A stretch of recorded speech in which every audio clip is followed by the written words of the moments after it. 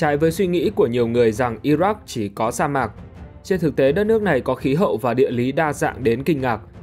Ở phía Bắc, dãy núi Zagros mang lại cảnh quan xanh tươi và tương phản rõ rệt với các đầm lầy phía Nam cũng như đồng bằng miền Trung. Sự đa dạng này hỗ trợ nhiều loại động thực vật, tạo ra nhiều hệ sinh thái khác nhau trên khắp đất nước. Hơn hết, đây còn là một quốc gia có một nền văn minh vĩ đại và một lịch sử phong phú, nhưng tất cả đã bị lu mờ bởi những xung đột trong thập kỷ gần đây. Vậy có những sự thật thú vị nào ở Iraq? Các bạn hãy cùng 5 phút thôi tìm hiểu nha!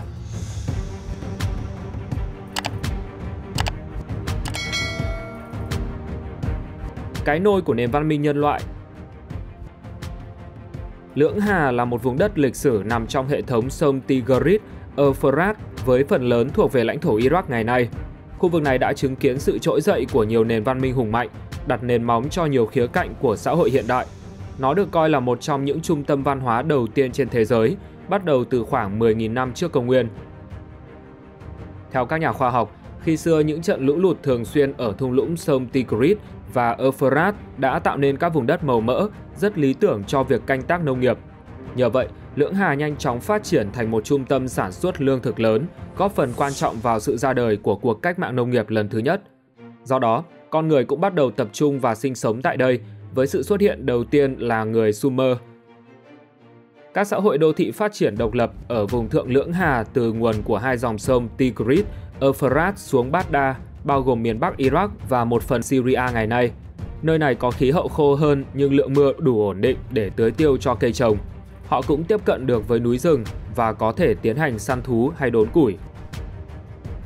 Còn vùng hạ Lưỡng Hà từ Baghdad đến Vịnh Ba Tư ngày nay là miền Nam Iraq, là nơi có nền văn minh sơ khai của người Sumer, đã cung cấp nguồn tài nguyên thiên nhiên dồi dào cho xây dựng và thực phẩm. Cây trồng chính của nông dân Lưỡng Hà thời kỳ đầu là lúa mạch và lúa mì, nhưng sau đó họ cũng tạo ra những khu vườn dưới bóng cây trà là. Ngoài ra, người dân còn trồng nhiều loại cây khác nhau như đậu, dưa chuột, tỏi tây, rau diếp cùng các loại trái cây như nho, táo, dưa và sung. Cùng với đó thì chăn nuôi cũng đóng vai trò quan trọng, với cừu, dê và bò được nuôi để lấy sữa, thịt và lông. Các nhà nghiên cứu tin rằng một trong những yếu tố quan trọng giúp nền văn minh Lưỡng Hà phát triển mạnh mẽ là khí hậu khi đó ẩm ướt hơn so với Trung Đông ngày nay, tạo điều kiện thuận lợi cho sản xuất nông nghiệp và đời sống con người. Theo thời gian, các ngôi làng nhỏ dần phát triển thành những thành phố lớn, kéo theo sự ra đời của chữ hình nêm, hệ thống chữ viết lâu đời nhất được biết đến. Chữ viết này vừa phục vụ cho việc ghi chép, vừa được dùng trong văn học và quản lý hành chính. Lúc đó nơi đây đã trở thành trung tâm của sự đổi mới, khi người dân tiếp thu những phát minh do các dân tộc cổ đại khác phát triển, từ đồ gốm đến dệt vải, và tìm ra cách tạo ra chúng ở quy mô công nghiệp. Đặc biệt, người Sumer có những tiến bộ đáng kể trong toán học, ví dụ như căn bậc 2 hay hệ cơ số 60, sau này được dùng để đo thời gian, góc và tọa độ địa lý. Còn hệ thống chính quyền ban đầu xuất hiện để quản lý hàng hóa và con người đã dần trở thành một công cụ quyền lực của hoàng gia. Điều này dẫn đến sự phát triển của một cấu trúc xã hội phức tạp, trong đó tầng lớp thượng lưu kiểm soát tài sản và nguồn lực, còn tầng lớp lao động phải làm việc để đổi lấy lương thực và phần thưởng kinh tế. Ngược lại, vùng thượng Lưỡng Hà lại phát triển theo hướng khác, với xã hội ít phức tạp hơn khi dựa vào mô hình làng xã và sự đoàn kết của các cộng đồng nhỏ. Có thể nói, những thành tựu của nền văn minh Lưỡng Hà đã đặt nền móng cho nhiều khía cạnh quan trọng trong thế giới hiện đại. Việc phát minh ra chữ viết là một bước tiến mang tính cách mạng, giúp bảo tồn kiến thức và định hình lịch sử nhân loại. Ngoài ra, theo một số truyền thuyết, Iraq còn được cho là nơi từng tồn tại vườn địa đàng trong Kinh Thánh, qua đó càng làm tăng thêm sức hấp dẫn của vùng đất này trong lịch sử và huyền thoại.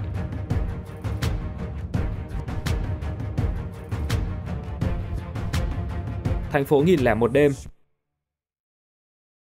Baghdad là một trong những thành phố cổ nhất thế giới khi được xây dựng cách đây khoảng 4.000 năm và vốn là trung tâm văn hóa của thế giới Ả Rập.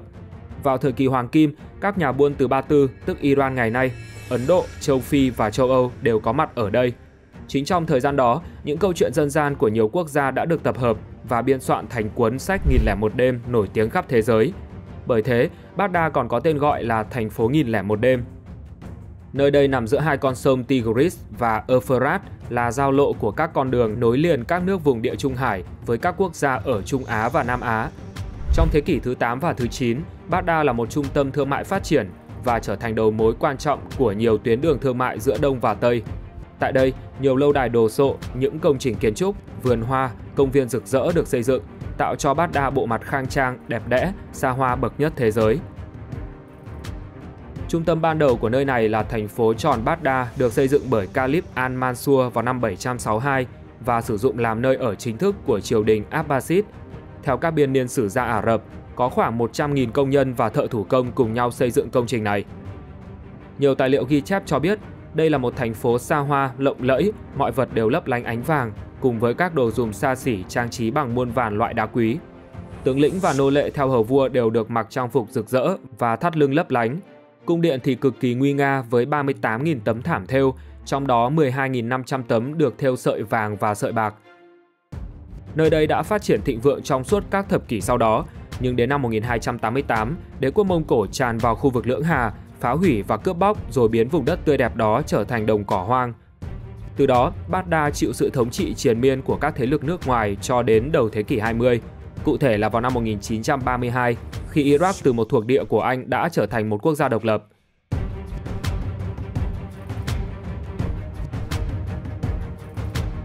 Kỳ quan của thế giới cổ đại. Một điều thú vị là thủ đô Baghdad ngày nay nằm không xa những tàn tích của đế chế Babylon, một trong những nền văn minh vĩ đại nhất của Lưỡng Hà cổ đại. Các di tích chính của thành phố Babylon được tìm thấy tại Hilla, cách Baghdad khoảng 100 km về phía nam. Và cái tên nổi bật nhất có lẽ là vườn treo Babylon, một trong 7 kỳ quan của thế giới cổ đại. Công trình này được cho là do vua Nebuchadnezzar đệ nhị của đế chế Tân Babylon xây dựng cho vợ ông là nữ hoàng Amitis. Chúng được mô tả là công trình đáng chú ý về mặt kỹ thuật với một chuỗi các bậc thang phủ đầy cây cối, dây leo và hoa thơm, tựa như một ngọn núi xanh kỳ diệu được xây dựng bằng gạch bùn. Không giống các kỳ quan cổ đại khác, vị trí chính xác của khu vườn này vẫn là một ẩn số bởi không có bằng chứng khảo cổ học xác đáng nào được tìm thấy tại đây. Một số học giả tin rằng những câu chuyện về vườn treo Babylon chỉ là huyền thoại, xuất phát từ các tác phẩm của sử gia Hy Lạp và La Mã mô tả một khu vườn phương Đông trong mơ. Một giả thuyết khác lại cho biết khu vườn đã bị phá hủy bởi lũ lụt từ sông Euphrates hoặc một trận động đất vào thế kỷ 1 trước công nguyên, từ đó xóa sạch dấu vết của nó. Sự tồn tại của vườn treo vẫn còn là điều gây tranh cãi, nhưng không thể phủ nhận rằng nền văn minh Babylon đã đạt đến trình độ kỹ thuật đáng kinh ngạc. Bí ẩn này càng làm tăng thêm sức hấp dẫn của lịch sử Iraq, nơi từng là cái nôi của những thành tựu vĩ đại. Ngày nay, nhiều nỗ lực khai quật vẫn tiếp tục khi các nhà sử học và khảo cổ học cố gắng tìm thêm các manh mối về kỳ quan bí ẩn này.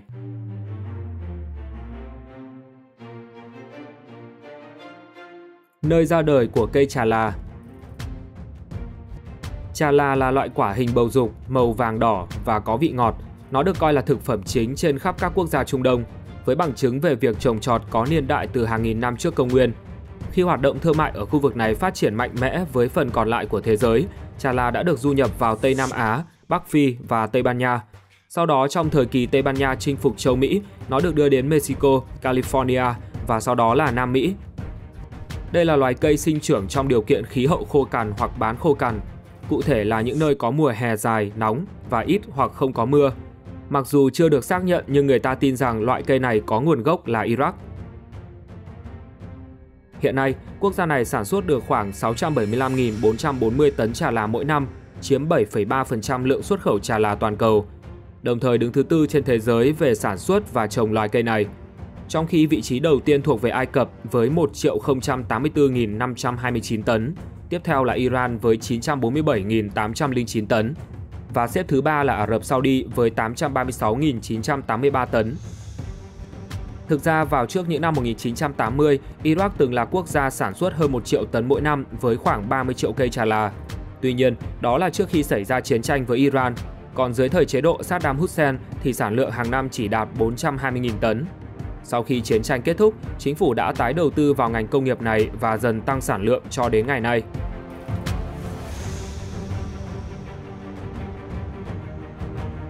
Kim tự tháp của Lưỡng Hà. Nếu như Ai Cập cổ đại có kim tự tháp Giza, thì Iraq có Ziggurat của U, một kỳ quan kiến trúc cổ đại tượng trưng cho nền văn minh Lưỡng Hà. Được xây dựng vào thế kỷ 21 trước công nguyên, công trình này tọa lạc tại thành phố Ur, một trung tâm quan trọng của người Sumer. Trên thực tế, đây là một đài tiêm trinh được xây dựng để thờ thần mặt trăng Nanna, vị thần bảo hộ cho thành bang này lúc bấy giờ. Dựa trên những dấu tích còn lại được tìm thấy, người ta thống nhất rằng Ziggurat là ngôi đền bằng gốm sứ nằm trên đỉnh, bên dưới là 2 tầng gạch bùn khổng lồ. Chỉ riêng phần đế đã có hơn 720.000 viên gạch bùn được xếp chồng lên nhau một cách tỉ mỉ và mỗi viên nặng tới 15 kg. Công trình này cũng phản ánh kiến thức của người Sumer về các chu kỳ mặt trăng và mặt trời. Trong đó 4 góc của Ziggurat được căn chỉnh hoàn hảo theo 4 hướng chính giống như một loại la bàn cổ đại, và một cầu thang lớn được thiết kế theo hướng mặt trời mọc vào thời điểm hạ chí. Một điểm đặc biệt nữa là hệ thống thông gió, khi công trình này được xây dựng bằng lõi gạch bùn, bao quanh bên ngoài là gạch nung. Và vì lõi đó giữ lại hơi ẩm có thể dẫn đến sự xuống cấp tổng thể của cấu trúc, nên người Sumer đã đục hàng trăm lỗ vuông vào các bức tường bên ngoài để cho phép thoát hơi nước nhanh chóng. Người ta giải thích rằng nếu không có chi tiết này thì nội thất bằng gạch bùn có khả năng mềm đi khi mưa lớn và cuối cùng sẽ phồng lên hoặc sụp đổ. Bất chấp sự nỗ lực bảo tồn thì vào thế kỷ thứ 6, sông Euphrates đã thay đổi dòng chảy khiến thành phố này bị mất nguồn nước và không thể ở được. Ziggurat cũng sụp đổ thành đống đổ nát và sau đó bị chôn vùi dưới một ngọn núi cát bởi gió và thời gian. Dù vậy, các tầng dưới của cấu trúc vẫn tồn tại cho đến ngày nay, trong khi ngôi đền và các sân thượng ở trên cùng đã bị mất. Để tìm ra chúng trông như thế nào, các chuyên gia đã sử dụng tất cả các loại công nghệ cùng những tác phẩm cổ.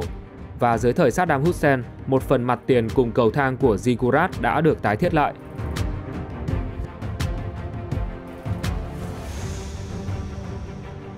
Cái nôi của bói toán. Rất lâu trước khi chiêm tinh học trở thành một nét đặc trưng của văn hóa đại chúng, nó đã được thực hành với lòng nhiệt thành tôn giáo ở thời cổ đại. Người Lưỡng Hà tin rằng mọi sự kiện trên trái đất đều phản ánh ý chí của thần linh và con người có thể dự đoán tương lai bằng cách giải mã những dấu hiệu mà thần linh gửi xuống. Các vị vua, tướng lĩnh và thầy tu thường sử dụng bói toán để đưa ra quyết định về chiến tranh, mùa màng và chính trị. Một số phương pháp bói toán phổ biến thời cổ đại là bói gan. Cụ thể, các thầy bói sẽ hiến tế một con cừu, sau đó quan sát hình dạng, màu sắc, kích thước của lá gan và các cơ quan nội tạng để đưa ra tiên đoán. Điều này xuất phát từ quan niệm lá gan là nơi cư ngụ của linh hồn và là công cụ mà các vị thần dùng để gửi đi thông điệp. Phương pháp trên rất phổ biến trong các triều đình Babylon và Assyria, thường được sử dụng trước các trận chiến hoặc sự kiện quan trọng. Còn bói toán chiêm tinh là việc mà các nhà thiên văn học người Babylon ghi lại một cách tỉ mỉ các sự kiện thiên thể và giải thích chúng như những thông điệp thiêng liêng. Công việc của họ đã đặt nền móng cho những nghiên cứu sau này về chiêm tinh học tử vi, ảnh hưởng sâu rộng đến chiêm tinh học Hy Lạp và sau đó là thực hành chiêm tinh học hiện đại. Những học giả cổ đại không chỉ quan sát và đưa ra dự đoán dựa trên các vì sao, mà họ còn phát minh thêm nhiều kỹ thuật được các nhà chiêm tinh ngày nay sử dụng. Chẳng hạn như khái niệm về cung hoàng đạo và việc chia bầu trời thành 12 chòm sao. Độ chính xác của các ghi chép thiên văn ấy cao đến mức chúng tiếp tục được các học giả và nhà khoa học sử dụng trong nhiều thế kỷ sau đó.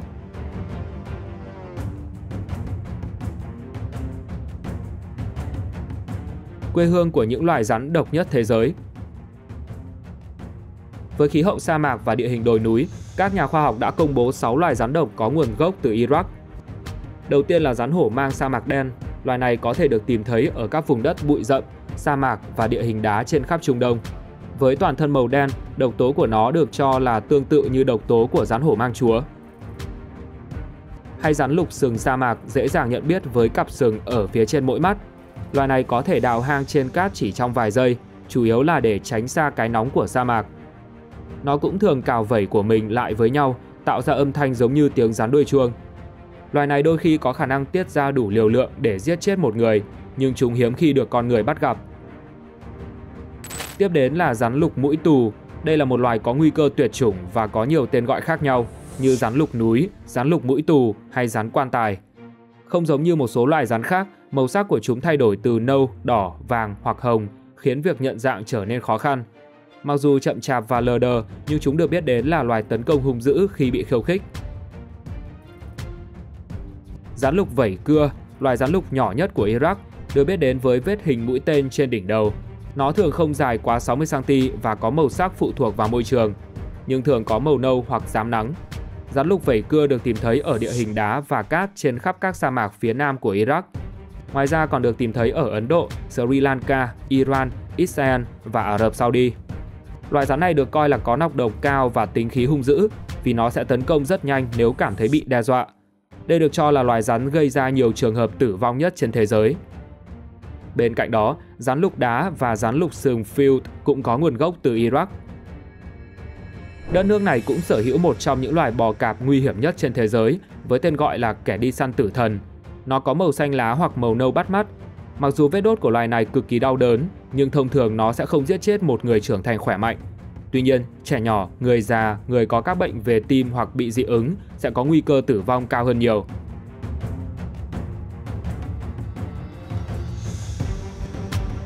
Ẩm thực có nguồn gốc cổ xưa.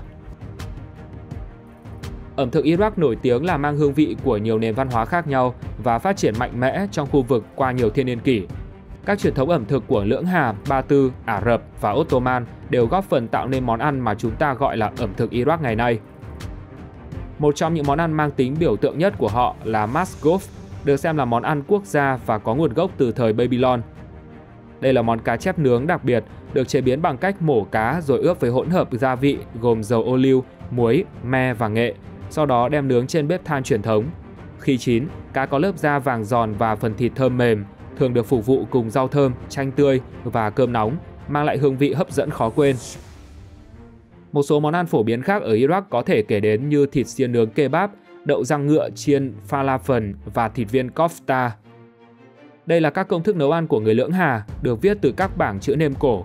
Trong đó cho thấy người Iraq đã nấu bia, lên men rượu và nấu các món hầm có nhiều thảo mộc và gia vị từ rất lâu, trước khi những cách làm như vậy trở nên phổ biến tại các nơi khác trên thế giới. Ngày nay, những món ăn truyền thống chính là cầu nối giữa quá khứ và hiện tại, giúp thực khách cảm nhận được hương vị của một nền văn minh lâu đời ngay trên đầu lưỡi.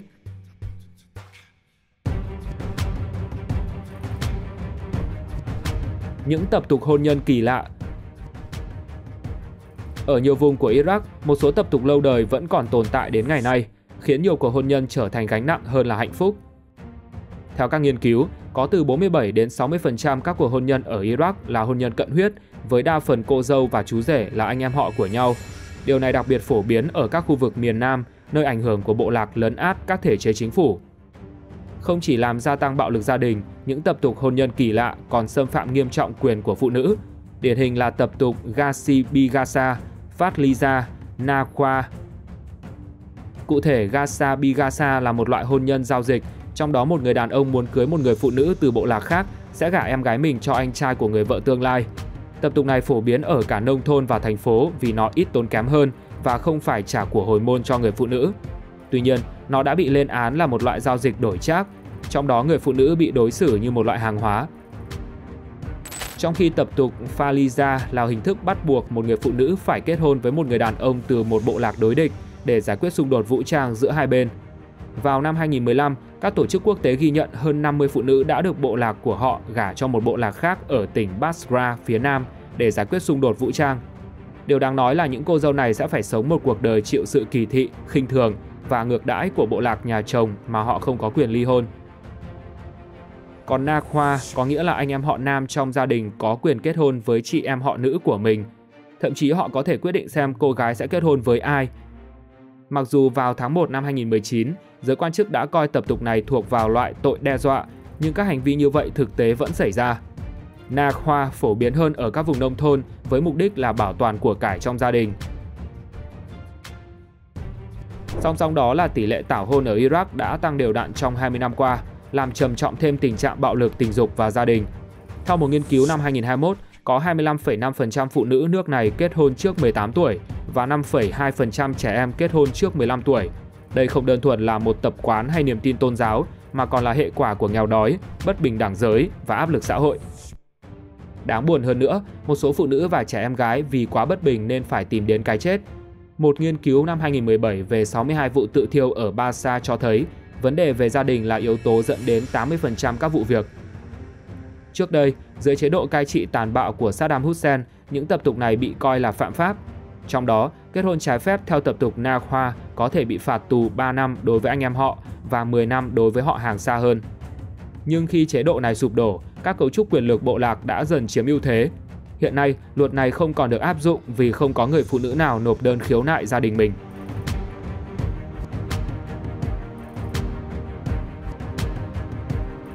Người Iraq duy nhất đạt giải Nobel. Vào năm 2018, Nadia Murad là một nhà hoạt động nhân quyền người dân tộc thiểu số Yazidi đã trở thành người đạt giải Nobel Hòa bình trẻ thứ hai ở độ tuổi 25 và là người Iraq đầu tiên nhận được giải thưởng danh giá này. Trước khi được vinh danh, Nadia từng sống một cuộc sống yên bình trong ngôi làng Kocho ở miền núi phía bắc Iraq, gần biên giới với Syria.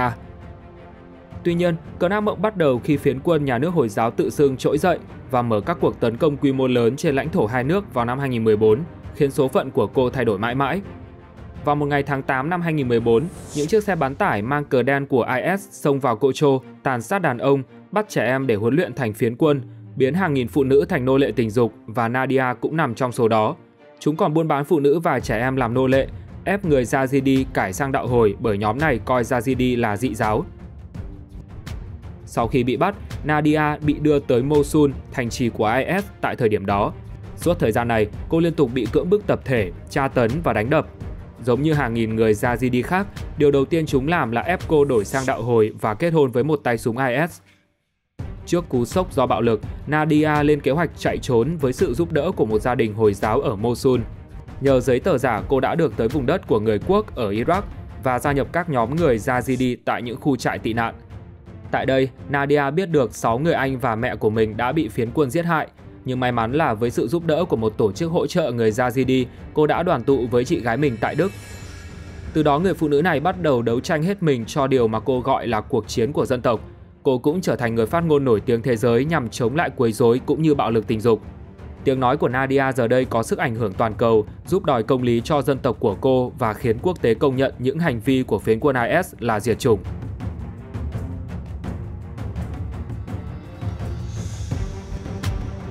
Lễ hội cổ xưa Akitu. Akitu còn được gọi là năm mới của người Sumer, là một trong những lễ hội lâu đời nhất được ghi nhận trong lịch sử loài người, với các ghi chép có từ 4.000 năm trước ở Babylon cổ đại. Nó diễn ra vào ngày đầu tiên của mùa xuân, khi người Babylon ở vùng Lưỡng Hà cổ đại tôn vinh sự tái sinh của thế giới tự nhiên bằng lễ hội kéo dài suốt 12 ngày. Điểm nhấn của Akitu là các nghi lễ hoành tráng, từ rước kiệu thần linh, lễ tế trong đền thờ đến các nghi thức tái hiện cuộc chiến giữa trật tự và hỗn loạn nhằm tượng trưng cho sự chiến thắng của các vị thần với thế lực bóng tối. Không chỉ là một sự kiện tôn giáo, đây còn là dịp để người dân vui chơi, nhảy múa và tiệc tùng trong sự náo nhiệt, cũng như là thời điểm mà các giai cấp và địa vị tạm thời bị xóa nhòa, khi tất cả mọi người đều có cơ hội hòa mình vào lễ hội truyền thống độc đáo này. Qua đó, người Babylon tin rằng thế giới sẽ được thanh tẩy, mọi tội lỗi cũng sẽ được gỡ bỏ để chuẩn bị cho một năm mới thịnh vượng. Hiện nay, tinh thần của Akitu vẫn còn vang vọng trong văn hóa Iraq như một lời nhắc nhở về nguồn gốc lịch sử sâu xa của phong tục hiện đại cũng như nguồn cội huy hoàng của đất nước.